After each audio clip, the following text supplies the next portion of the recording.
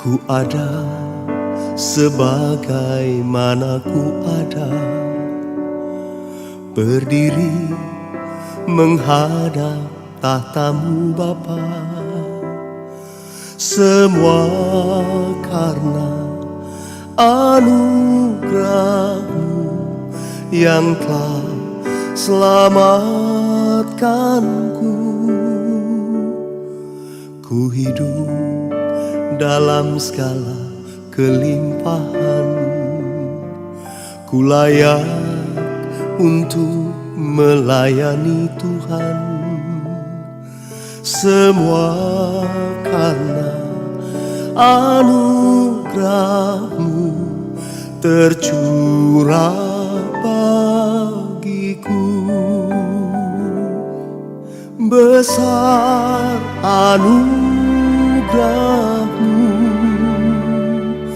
berlimpah kasih-Mu. Semakin hari semakin bertambah besar anugerah-Mu. Shalom saudara-saudara yang terkasih dalam nama Tuhan Yesus Kristus. Selamat pagi. Mari kita memulai renungan pagi kita pada hari ini. Sebelum kita menerima firman Tuhan, mari kita bersatu di dalam doa. Mari kita berdoa. Terima kasih ya Tuhan buat anugerah yang begitu luar biasa yang kami terima daripada-Mu. Tuhan, beri hari yang baru bagi kami. Tuhan, menyertai kami sepanjang malam yang telah kami lewati bersama dengan Tuhan. Apa yang kami terima saat ini bukan oleh karena kekuatan kami, bijaksana dan kelebihan-kelebihan kami, tetapi benar oleh karena kasih setia Tuhan bagi kami. Sepanjang hari ini ya Tuhan, kami mau diwarnai dan dipenuhi oleh kebenaran firman Tuhan. Biarlah Tuhan berbicara bagi setiap kami hari ini, untuk kami boleh mengerti apa yang Tuhan kehendaki bagi kami, sesuai dengan nats renungan kami yang sebentar akan kami renungkan bersama. Di dalam nama Tuhan kami Yesus Kristus, kami telah siap sedia mendengar Engkau berfirman. Amin. Saudara yang terkasih, mari kita buka firman Tuhan dari Zakaria pasal yang ke-14 ayat yang ke-9. Dari kitab Zakaria 14 ayat yang ke-9, demikian firman Tuhan. Maka Tuhan akan menjadi raja atas seluruh bumi. Pada waktu itu Tuhan adalah satu-satunya dan namanya satu-satunya. Saya ulangi sekali lagi. Maka Tuhan akan menjadi raja atas seluruh bumi. Pada waktu itu Tuhan adalah satu-satunya dan namanya satu-satunya. Saudara yang terkasih, kitab Zakaria ini berisi tentang nubuatan-nubuatan akan kedatangan Mesias, dan khusus nats kita di pasal yang ke-14 ini berbicara tentang bagian tentang peristiwa-peristiwa akhir zaman, khususnya tentang gambaran hari Tuhan yang menubuatkan bahwa Tuhan adalah raja atas seluruh bumi dan namanya adalah satu-satunya. Di atas seluruh bumi ini tidak ada nama lain. Pentingnya pengajaran tentang akhir zaman dalam kehidupan kita itu sangat penting sekali, bahwa karena banyak terjadi peristiwa-peristiwa dalam perjanjian baru, juga di saat kita hari ini, yang salah memahami. Tidak hanya salah memahami, tetapi salah memaknai akan hari Tuhan ini, akan kedatangan kembali Yesus Kristus. Termasuk para murid pun demikian dalam kisah perjanjian baru ya.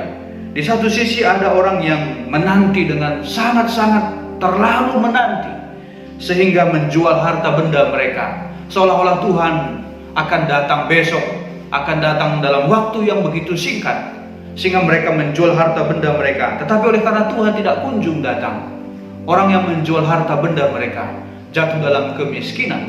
Dan ada juga yang karena terlalu menanti kedatangan Tuhan, tetapi Tuhan belum datang-datang juga. Ada yang goyah imannya, dan tidak sedikit juga dalam perjanjian baru akhirnya kemudian meninggalkan dan tidak percaya lagi kepada Tuhan. Itu di satu sisi ada orang yang terlalu menanti sehingga seolah-olah tidak peduli lagi urusan dunia ini, meninggalkan sama sekali urusan dunia ini, tidak peduli dengan pekerjaan dan sebagainya, oleh sebab menanti sangat terlalu akan kedatangan Tuhan ini. Tetapi di satu sisi yang lain, Bapak Ibu Saudara yang terkasih, ada juga orang yang tidak peduli sama sekali akan kedatangan Yesus Kristus kembali. Oleh sebab itu mereka terlalu sibuk dengan dunia ini, sehingga kemudian mereka tidak peduli dengan urusan rohani. Mereka tidak peduli dengan urusan-urusan kedatangan Yesus Kristus kembali. Oleh sebab terlalu sibuk dengan pekerjaan-pekerjaan duniawi. Kedua hal ini harus diseimbangkan, bahwa yang poin pertama, terlalu sibuk dengan urusan rohani sehingga tidak peduli dengan urusan duniawi, pada satu sisi itu juga tidak benar. Dan pada yang lain juga, terlalu sibuk dengan dunia ini sehingga tidak peduli dengan urusan-urusan kedatangan Yesus Kristus kembali, juga hal yang tidak benar. Maka hal ini harus diseimbangkan, bahwa memang kita ada di dunia ini, artinya kita masih peduli dengan urusan dunia ini, tetapi pada satu sisi yang lain kita juga berjaga-jaga akan kedatangan Kristus kembali. Dalam nats kita ini diceritakan tentang gambaran hari Tuhan itu kelak, bahwa kelak Tuhan pasti akan datang. Itu sesuatu yang tidak bisa kita prediksi, sesuatu yang tidak bisa kita pikirkan, sesuatu di luar daripada nalar kita, tetapi itu pasti, sifatnya pasti, dan kedatangannya sebagai Raja atas seluruh bumi. Pemerintahan Allah atas bumi ini kekal dan tidak berubah, dari dulu, sekarang, dan sampai selama-lamanya. Dia adalah Raja. Allah adalah Raja atas seluruh bumi. Pernyataan ini hendak membuktikan bahwa otoritas Allah memimpin bumi dan segala isinya tidak boleh diragukan, termasuk oleh kita saat ini. Ya, maka jangan pernah ragukan kemahakuasaan Allah, termasuk atas hidup kita. Oleh sebab Dia adalah Raja, dan namanya satu-satunya itu sudah ditegaskan dalam kitab Zakaria ini tadi. Alkitab tidak meniadakan ada kuasa-kuasa lain. Bapak Ibu jemaat dikasih oleh Tuhan, Alkitab sama sekali tidak mengatakan bahwa tidak ada kuasa lain. Ada kuasa lain. Ya, Alkitab tidak meniadakan ada kuasa-kuasa lain, bahwa ada dewa-dewa lain, ada ilah-ilah lain, ada pemerintahan kuasa-kuasa yang lain. Tetapi Alkitab menegaskan Dia adalah Tuhan satu-satunya. Dalam bahasa aslinya Yahweh Ehad, satu-satunya. Itu berarti Tuhan yang memperkenalkan dirinya kepada kita melalui nats ini adalah Tuhan satu-satunya, bukan salah satu, tetapi satu-satunya Tuhan yang adalah Raja atas seluruh bumi. Mungkin ada penguasa-penguasa lain, tetapi jauh lebih besar. Yang terbesar adalah Allah kita. Yang terbesar, yang paling, yang maha kuasa adalah Allah kita, meskipun ada ilah lain. Maka dalam Yesaya 43 ayat 11 firman Tuhan berkata, Akulah Tuhan, dan tidak ada juru selamat selain daripada. Itu berarti bahwa Yahweh Ehad, satu-satunya Tuhan. Meskipun ada ilah lain, tetapi Allah kita adalah Allah yang terbesar. Meskipun ada penguasa-penguasa lain, tetapi Allah kita adalah penguasa terbesar, maha kuasa. Maka untuk itu jangan pernah ragukan akan kuasa Tuhan kita. Saudara yang terkasih, ada ungkapan yang luar biasa dalam nats ini. Dalam bahasa Ibrani, bahasa aslinya Yahweh Ehad, Usemo Ehad, artinya Tuhan satu-satunya dan namanya satu-satunya. Itu berarti tidak ada nama lain yang sejajar dengan nama Allah kita. Tidak ada Allah lain yang sejajar dengan Allah kita. Maka seiring dengan itu dalam perjanjian baru, khususnya dalam Kisah Para Rasul 4 ayat 12 berkata, dan keselamatan tidak ada di dalam siapapun juga selain di dalam Dia, sebab di bawah kolong langit ini tidak ada nama lain yang diberikan kepada manusia yang olehnya kita diselamatkan. Itu berarti Dia itu adalah nama Yesus. Secara harafiah, nama Yesus itu berarti adalah Yahweh menyelamatkan. Terdiri dari dua kata, Yahweh dan Yesa.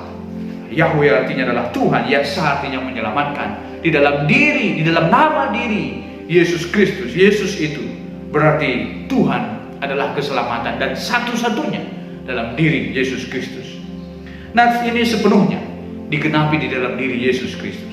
Di dalam Filipi pasal 2:9 dikatakan, itulah sebabnya Allah sangat meninggikan dia dan mengaruniakan kepadanya nama di atas segala nama, supaya dalam nama Yesus bertekuk lutut segala yang ada di langit dan yang ada di atas bumi dan yang ada di bawah bumi, dan segala lidah mengaku Yesus Kristus adalah Tuhan, bagi kemuliaan Allah Bapa. Dan sepenuhnya akan digenapi ini secara penuh saat kedatangannya kembali. Dan itu sifatnya pasti, bahwa Allah satu-satunya di dalam diri Yesus Kristus adalah Allah yang menyelamatkan, Raja, dan namanya adalah nama satu-satunya, tidak ada nama lain yang ada kuasa, tidak ada nama lain. Ya. Bapak Ibu Saudara yang terkasih, percayalah akan Yesus bahwa Dia dan namanya adalah satu-satunya yang berkuasa menyelamatkan, tidak ada yang lain. Mari kita berjaga-jaga di tengah-tengah dunia ini. Kita berada di dunia ini, kita mengerjakan pekerjaan kita di dunia ini, panggilan kita di dunia ini. Tetapi pada satu sisi yang lain, kita juga harus berjaga-jaga bahwa kita, saya dan saudara-saudara semua pada saat ini, saya mau mengatakan, kita adalah duta kerajaan Allah di dunia ini. Saya dan saudara sekali lagi duta kerajaan Allah di dunia. Tetapi penting untuk saya pertanyakan hari ini, untuk kita renungkan sepanjang hari ini, jika Tuhan, memang Tuhan adalah Raja dan namanya adalah satu-satunya di atas segala bumi ini, menjadi pertanyaan, sudahkah Tuhan menjadi Raja atas hidup kita? Sudahkah Tuhan menjadi Raja atas usaha kita? Sudahkah Tuhan menjadi Raja atas keluarga kita? Sudahkah Tuhan menjadi Raja dalam seluruh aspek kehidupan kita? Memang Tuhan adalah Raja, tetapi apakah Dia sudah merajai seluruh kehidupan kita? Ini perlu kita renungkan dalam kehidupan kita. Tuhan Yesus memberkati saudara. Amin. Dan saya undang kita berdoa bersama-sama. Kita bersyafaat untuk seluruh pengurus kategorial. Mari kita bersama-sama berdoa. Syukur bagimu ya Allah kami atas perenungan firman Tuhan yang kami dengar pada pagi hari ini. Engkau adalah Raja, tidak hanya Raja bagi sebagian saja, tetapi Engkau adalah Raja bagi seluruh dunia dan segala isinya. Kepadamu kami bersyukur atas firman yang telah kami dengar. Ajar kami Tuhan untuk percaya dan mempercayakan diri kami sepenuhnya kepadamu, supaya hidup kami seturut dengan kehendak Tuhan. Sembari kami menanti kedatangan hari Tuhan kembali, kami juga melakukan panggilan kami di tengah-tengah dunia ini, supaya melalui diri kami nyatalah Engkau adalah Juru Selamat satu-satunya di dalam nama Tuhan Yesus Kristus. Bapak Saudara kami mau berdoa berseluruh pengurus kategorial, supaya Tuhan memberkati seluruh pengurus kategorial, baik pengurus kategorial KKR, Permata, Moria, Mamre, dan juga Zaitun. Tuhan memberkati seluruhnya pengurus-pengurus kategorial ini. Dan kami percaya bahwa apapun yang mereka lakukan, Engkau tuntun mereka dan beri bijaksana bagi mereka Bapa, sehingga mereka juga tetap setia melakukan tugas panggilan mereka sebagai pengurus kategorial, dan supaya melalui diri mereka banyak orang semakin diberkati dan terberkati. Tuhan Yesus yang baik, dan kami percaya bahwa apapun yang mereka lakukan di dalam nama Tuhan tidak ada yang pulang dengan sia-sia. Tuhan memberkati seluruh pekerjaan pelayanan pengurus kategorial. Di dalam nama Tuhan kami Yesus Kristus, kami memulai hari ini. Amin.